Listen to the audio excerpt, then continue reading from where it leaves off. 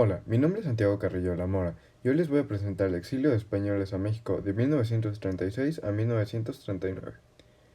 A los finales de la Guerra Civil en España, los españoles mandaron 6 embarcaciones con más de 25.000 exiliados para poder refugiarse por un tiempo en México. En este momento, el presidente de México, Lázaro Cárdenas, decidió darles alojo en México. Como muestra de gratitud, los exiliados decidieron ayudar a México con ideas socialistas. Por ejemplo, ayudaron a crear la Casa de España en México, actualmente Colegio de México. También aportaron con la ciencia, la educación universitaria, la producción editorial y los medios de comunicación.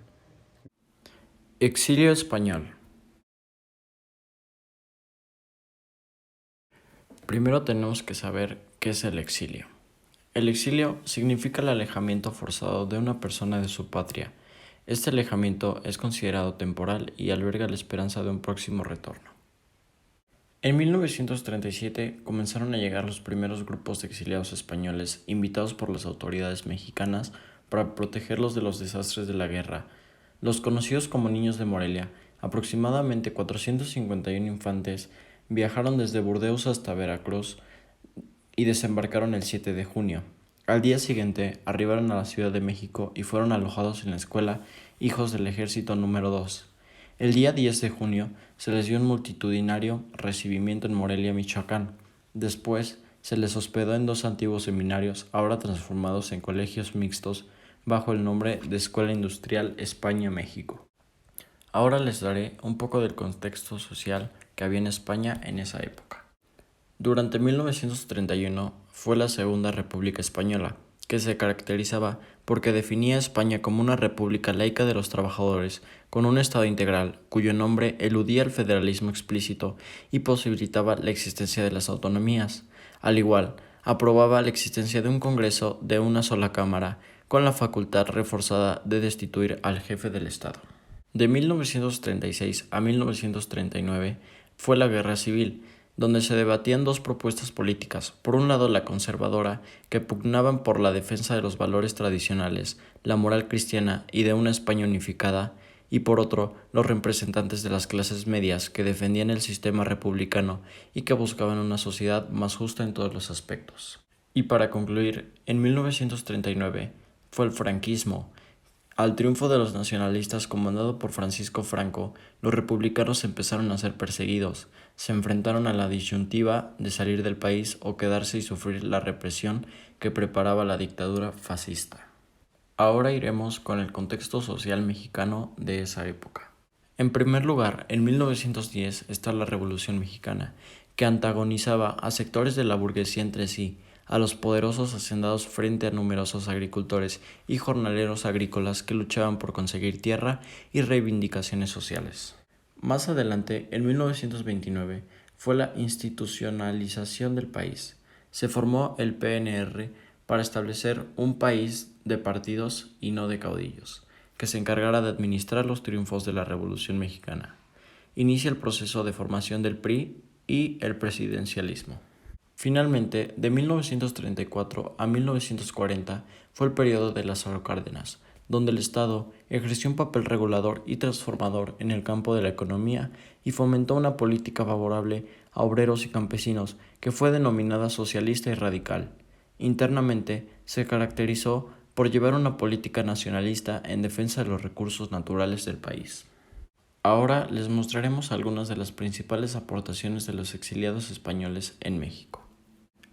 Estas son algunas destacadas españolas exiliadas en México, que alimentaron con su talento la cultura mexicana. En primer lugar está Aurora Arnaiz, quien fue licenciada en Derecho por la Facultad de Derecho de la UNAM y doctora en Derecho por la misma facultad. Ella pertenece al Sistema Nacional de Investigadores con la máxima categoría.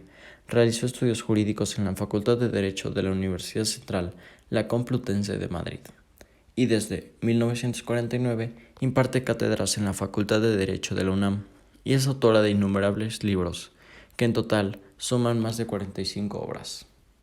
También está Margarita Nelken, quien fue una política socialista y después comunista española.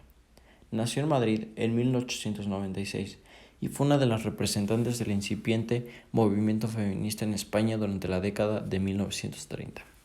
También es conocida por su decidida actuación política durante la Segunda República y la Guerra Civil, al igual que destacó como crítica de arte, periodista y escritora desde temprana edad.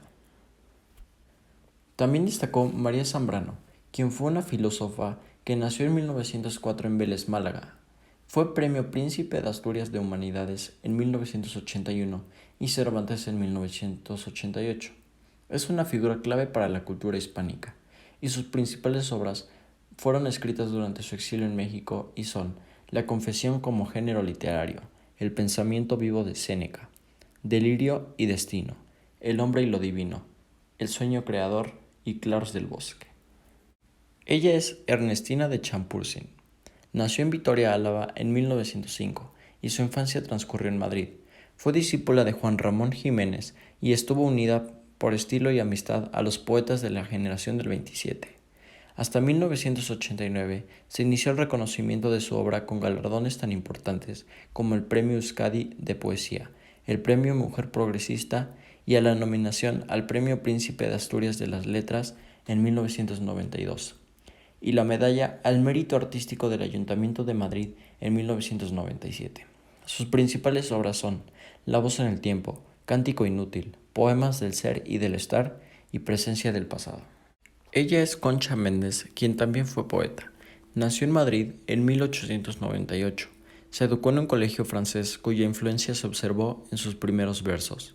Durante la Primera Guerra Mundial conoció a Luis Buñuel, quien contribuyó a su conocimiento del Siglo de Oro.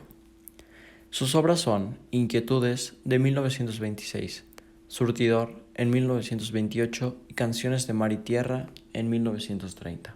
Ella es Isabel Palencia, quien fue una diplomática escritora que nació en Málaga en 1878 en una familia de clase acomodada donde su madre escocesa influyó definitivamente en su trayectoria cosmopolita. En su obra autobiográfica I Must Have Liberty, Isabel declara que comenzó a escribir para pasar el tiempo. Entre sus obras destacan Diálogos con el dolor, España peregrina, Romance y las Españas, I Must Have Liberty y En mi hambre mando yo. Ella es Remedios Varo, quien fue pintora, que nació en 1908 y desde pequeña mostró su interés por la pintura. Gracias a su padre, ingresó a la Academia de San Fernando en Madrid.